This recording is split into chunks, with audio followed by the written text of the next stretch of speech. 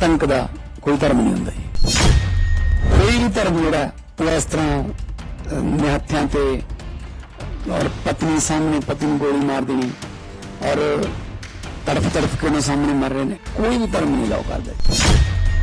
ये एक local issue नहीं है, ये Pakistan is trying to bleed India through 1000 cuts, तो उसका हमने मुंह तोड़ जवाब दिया है। उनके सभी टेरर मॉड्यूल्स को हमने बस्ट किया है, अरेस्ट किया है, एंड पंजाब को हम कंप्लीटली सेफ और सिक्योर रखेंगे। पंजाब च थोड़ी बहुत घटनावां हो रही है ना, जां होईयां ने, वो इत्थों दी लोकल पंजाब दी लॉ एंड ऑर्डर दी सिचुएशन नहीं, इंटरनेशनल है। अमेरिका च बैठे ने, हुणे फड़े उत्थे, कनेडा च बैठे ने, आस्ट्रेलिया च बैठे ने। जिहड़ा असली मकसद है उन्होंने कि पंजाब नूं डिस्टर्ब करना, कि क्योंकि उन्होंने अपना उन्होंने एजेंडे ने पाकिस्तान दे। कल जिवें ही अटैक होया सीगा तो सीएम साहब ने इमीडिएटली सानू टैलीफोनिकली हिदायत की सी कि पूरे स्टेट दे विच सिक्योरिटी अलर्ट जारी किया जाए। सो कल शाम तो ही we have Punjab police is on security alert. जो जो पंजाब के जो टूरिज्म के पहले प्लेस हैं, यहाँ पे पंजाब से या फिर पूरे देश से टूरिस्ट आते हैं, वहाँ पे हमने सिविल में भी और वर्दी में भी जो सिक्योरिटी प्रॉपर हमने उसको और बढ़ाने के लिए मैंने कहा है आज।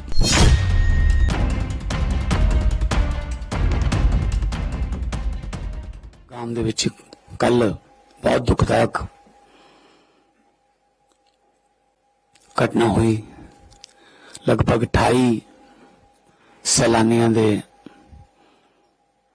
उत्ते गोलियां चला के उन्होंने जान ली गई, जख्मी हुए बहुत। उहदी सख्त शब्दों च असीं निंदा करते हैं। इस तरह के जिहड़े हमले ने निहत्थे नागरिकां ते, वो किसी भी तरफ तो जायज नहीं ठहराए जा सकते कि कोई भी धर्म इस तरह दी कायराना हरकतां नूं अलाउ नहीं करता। धर्म, सारे धर्म मनुखता का स्नेहा दिंदे हैं, मानवता का स्नेहा दिंदे हैं। सो क्योंकि पंजाब जिहड़ा वो दोनों स्टेटां नूं यानी कि जम्मू कश्मीर नाल भी साडी हद लगती है तो पाकिस्तान नाल भी साडी हद लगती। असीं भी हर रोज ड्रोन फड़ते रहने, साडे भी हर रोज कोई ना कोई थ्रेट, कोई ना कोई सिक्योरिटी इशूज आउंदे रहिंदे, पर असीं बहुत सावधान हाँ, चौकन्ने हाँ, सतर्क हाँ। इस करके एक्टिविटीज जिहड़ियां उन्हां दियां वो बहुत घट रही ने। और जिहड़ा युद्ध नशियां विरुद्ध, क्योंकि वो इकट्ठे ही सारे हुण जिहड़े असीं कोई ड्रोन फड़े ने, उन्होंने तो पता लगता कि वो हुण समगलर, गैंगस्टर ये सारे इकट्ठे ही हो गए। इक्को ड्रोन च वो पिस्टल भी भेज देंगे, पैसे भी भेज देंगे ते ड्रग भी भेज देंगे। सो जो शिकंजा कसिया गया समगलरां ते, तो प्रैशर च ने हुण की करिए, कुछ करिए, कोई गड़बड़ करिए, कुछ कोई धमाका करिए, कोई आ करिए। सो पंजाब दे विच असीं अलर्ट हाँ। ते अज असीं meeting intelligence they had, vigilance they had, साडे डीजीपी साहब, चीफ सैक्रेटरी साहब, जिन्हें भी साडी हाई लैवल सिक्योरिटी टीम है, उन्हां मीटिंग हुई है। ते असीं कुछ पॉइंट्स जिहड़े ने वो डिस्कस कीते ने, ते क्योंकि असीं चाहते हैं कि पहले ही इन्ना अलर्ट रहा जाए कि उन्होंने पता लग जाए कि इत्थे जाना मुश्किल है, इत्थे कुछ करना मुश्किल है। ਸੋ ਪੰਜਾਬ ਨੂੰ ਸ਼ਾਂਤੀਪੂਰਵਕ ਸੂਬਾ ਰੱਖਣਾ, ਪੰਜਾਬ ਨੂੰ ਹੱਸਦਾ ਵਸਦਾ ਰੱਖਣਾ ਸਾਡਾ ਫਰਜ਼ ਹੈ। ਪੂਰੇ ਦੇਸ਼ ਦੇ ਵਿੱਚ ਵੈਸੇ ਤਾਂ ਅਟੈਕ ਨੈਸ਼ਨਲ ਸਿਕਿਉਰਿਟੀ ਦਾ ਇਸ਼ੂ ਹੈ। मैं चाहूंगा कि डीजीपी साहब थोड़ा जा जो तुसी स्टेप लए ने ਜਾਂ ਲੈਣ ਜਾ ਰਹੇ ਹੋ ਉਹਨਾਂ ਬਾਰੇ ਥੋੜਾ ਡਿਟੇਲ ਦੇ। ਕੱਲ ਜਿਵੇਂ ਹੀ ਅਟੈਕ ਹੋਇਆ ਸੀਗਾ ਤੇ ਸੀਐਮ ਸਾਹਿਬ ਨੇ ਇਮੀਡੀਏਟਲੀ ਸਾਨੂੰ ਟੈਲੀਫੋਨਿਕਲੀ ਹਿਦਾਇਤ ਕੀਤੀ ਸੀ ਕਿ ਪੂਰੇ ਸਟੇਟ ਦੇ ਵਿੱਚ ਸਿਕਿਉਰਿਟੀ ਅਲਰਟ ਜਾਰੀ ਕੀਤਾ ਜਾਵੇ। ਸੋ ਕੱਲ ਸ਼ਾਮ ਤੋਂ ਹੀ we have Punjab police is on security alert ਤੇ ਜਿਹੜੇ vulnerable points है उन्हें ते intensified checking is going on, especially along the interstate and inter-district boundaries. There has been hardening of security around high-risk individuals, including increased patrolling in and around their places of residence and enhanced access control measures. There has been enhanced patrolling near religious places, political gatherings, transport hubs, and high-footfall public and tourist areas where the police deployment is there to maintain a sense of confidence. Intelligence coordination and surveillance of anti-national elements has been strengthened. We are in touch with concerned intelligence agencies and the border guarding agencies. We have issued instructions to ensure maximum visibility of uniformed personnel in sensitive zones to instill public confidence. We are in touch with the J&K police and the central authorities, and a close watch is being kept on the situation. The educational institutes also, where there is a high footfall of students from J&K, are being the deployment has been strengthened, and Punjab, under the leadership of Honorable Chief Minister, would keep the state secure and safe. ਕੋਈ ਤੁਹਾਡਾ ਸਵਾਲ ਹੋਵੇ ਤਾਂ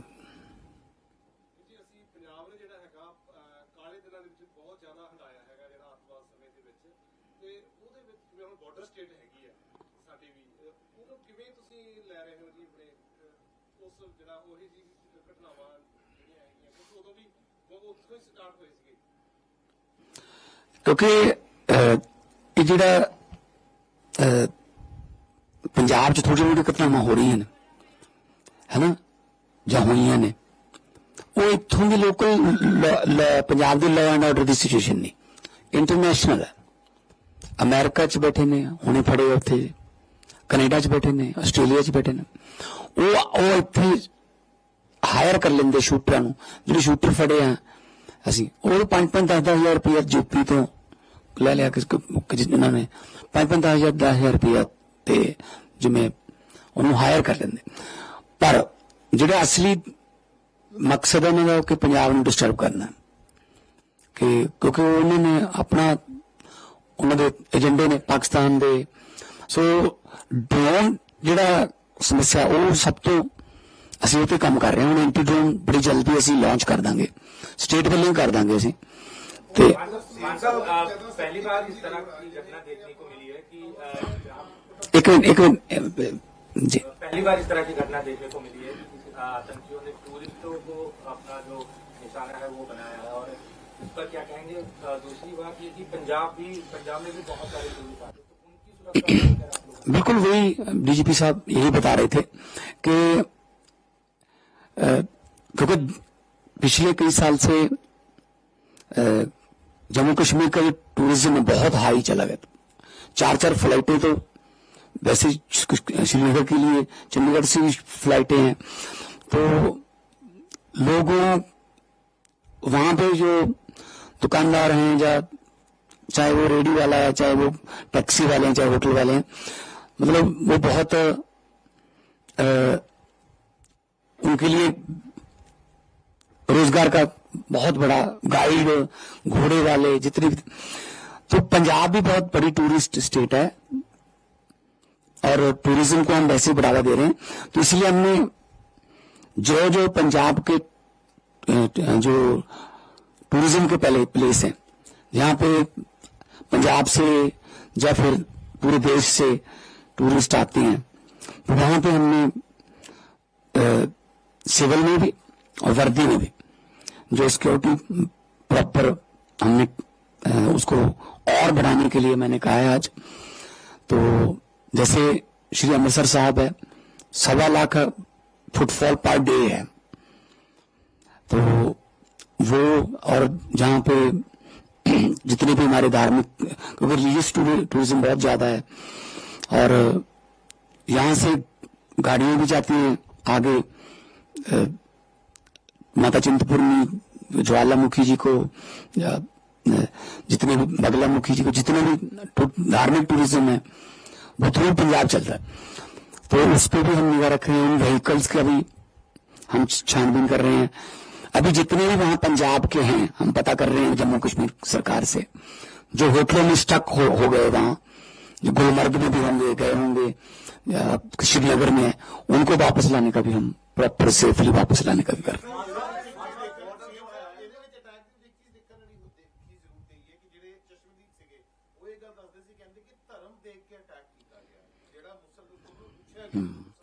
देखो पता क्या, देखो पता क्या, देखो आतंक का कोई धर्म नहीं होता जी। देखो कोई भी धर्म जोड़ा वो इस तरह निहत्थियां ते और पत्नी सामने पति ने गोली मार देनी और तड़फ तड़फ के सामने मर रहे ने, कोई भी धर्म नहीं लाओ करता जी। असी तो वैसे सरबत का भला मंगण वाले बाणी दी बारस हाँ। सो साढ़े तक गुरु तेग बहादुर जी का 350 शहीदी बड़ा चल रहा है। उन्होंने तो कश्मीरी पंडितों बचाने वास्ते अपनी शहीदी दी सी। सो मैंने नहीं लगता कि कोई धर्म में अलाउ करता होगा, पर जो भी हुआ बहुत बहुत माड़ा हुआ।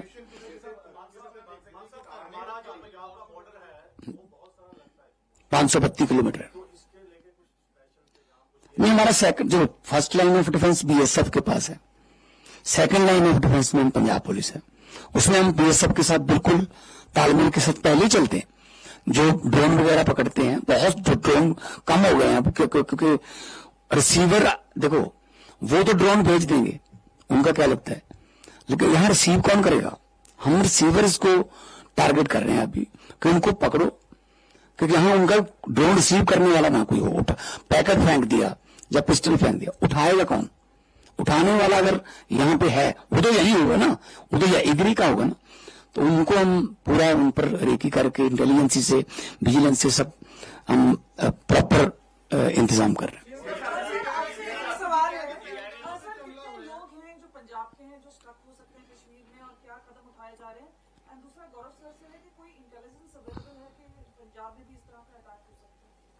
वी हैव टाइटन, जैसे मैंने पहले कहा था, तो हमने सिक्योरिटी अरेंजमेंट्स वो टाइटन कर दिए हैं। हम जेएनके पुलिस से, सेंट्रल एजेंसी से इन टच हैं।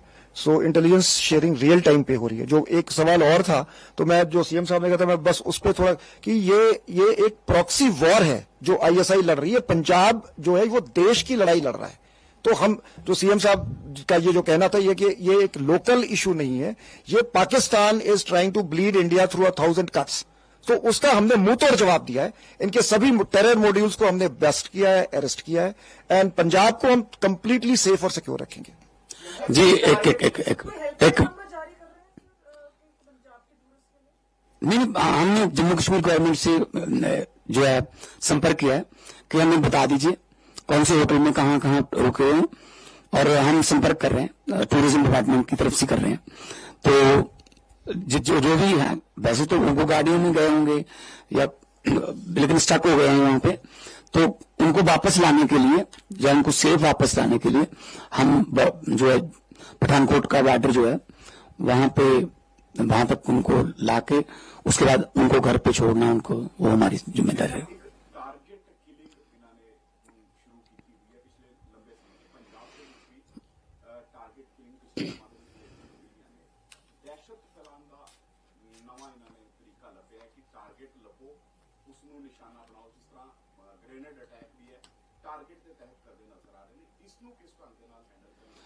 वो देखो उन्होंने देखो ग्रेनेड जिन्ने भी आए तो अटैक हुए, सारे बंदे 24 घंटे के बीच फड़े गए। तो उस तो बाद बंद हो गया, उन्होंने पता लग गया भी इतने तो नहीं चलना काम। हाँ, जे ना फड़े जाते तो शायद वड्डे क्राइम लिए तैयार हो जाते, क्योंकि जो ना फड़िया जाए फिर हौसला बढ़ जाता है। ठीक है ना, कि मैं कर सकता काम, मैनू की होंगे पहले मैं किया है। सो कुछ एनकाउंटर हो गए, कुछ फड़े गए, तो जो बहुत ठल पई है। सो ਉਹ ਤਾਂ ਕਰਨਗੇ ਜੀ, ਉਹ ਤਾਂ ਜੋ ਹੁੰਦਾ ਉਹਨਾਂ ਤੋਂ ਮਤਲਬ ਦੇਸ਼ ਨੂੰ ਮਤਲਬ ਦਹਿਸ਼ਤ ਫੈਲਾਉਣ ਲਈ, ਦੇਸ਼ ਨੂੰ ਡਰਾਉਣ ਲਈ ਉਹਦਾ ਆਪਣਾ ਕਰਦੇ ਆ ਰਹੇ ਨੇ, ਬਹੁਤ ਸਾਲਾਂ ਤੋਂ ਕਰਦੇ ਆ ਰਹੇ ਨੇ, ਉਹ ਕੰਮ ਹੀ ਇਹ ਹੈ। ਠੀਕ ਹੈ ਨਾ। ਸੋ ਹੁਣ ਵੀ ਜੋ ਇਨੀਸ਼ੀਅਲ ਜਾਂਚ ਤੋਂ ਪਤਾ ਲੱਗਿਆ ਕਿ ਉਹ ਰਾਵਲਕੋਟ ਬੈਠ ਕੇ ਕੋਈ ਹੋਈ ਹੈ ਪਲਾਨਿੰਗ ਇਸ ਅਟੈਕ ਦੀ, ਤੇ ਉੱਥੋਂ ਆਏ ਨੇ ਤੇ ਬਕਾਇਦਾ ਉਹਨਾਂ ਨੇ ਹੈਲਮਟ ਪਾਏ ਹੋਏ ਸੀ ਜਿਹਨਾਂ ਦੇ ਕੈਮਰੇ ਲੱਗੇ ਹੋਏ ਸੀ। ਹਾਂ, ਕੈਮਰੇ ਵਾਲੇ ਹੈਲਮਟ ਜਿਹੜੇ ਨੇ ਉਹ ਕਿੱਥੋਂ ਆ ਗਏ ਉਹਨਾਂ ਕੋਲੇ। ਸੋ ਉਹ ਤਾਂ ਸਾਰਾ ਜਿਹੜਾ ਉਹ ਜਿਹੜਾ ਸਮਝੋ ਵੀ ਮੌਤ ਦਾ ਸਮਾਨ ਉਹ ਸਾਰਾ ਉਹ ਭੇਜਦੇ ਨੇ। ਸੋ ਇਸੇ ਕਰਕੇ ਮਤਲਬ ਅਸੀਂ ਕਿਉਂਕਿ ਪੰਜਾਬ 532 ਕਿਲੋਮੀਟਰ ਬਾਰਡਰ ਨਾਲ ਇਧਰੋਂ ਵੀ ਅਸੀਂ ਨਾਲ ਜੁੜੇ ਹੋਏ ਹਾਂ ਤੇ ਅਸੀਂ ਆਲਰੇਡੀ ਪਹਿਲਾਂ ਵੀ ਅਸੀਂ ਬਹੁਤ ਸਾਲ ਇਹ ਚੱਲ ਚੁੱਕੇ ਹਾਂ ਜਿਸ ਤਰ੍ਹਾਂ ਉਹਨਾਂ ਨੇ ਕਿਹਾ। ਸੋ ਅਸੀਂ ਅਲਰਟ ਹੈ ਇਸ ਕੰਮ ਲਈ ਕਿਉਂਕਿ ਦੁੱਧ ਦਾ ਫੋਕਿਆ ਲੱਸੀ ਨੂੰ ਵੀ ਫੋਕਾ ਮਾਰਦਾ ਫਿਰ। ਸੋ ਅਸੀਂ ਬਿਲਕੁਲ ਵੀ ਢਿੱਲ ਨਹੀਂ ਦੇਵਾਂਗੇ।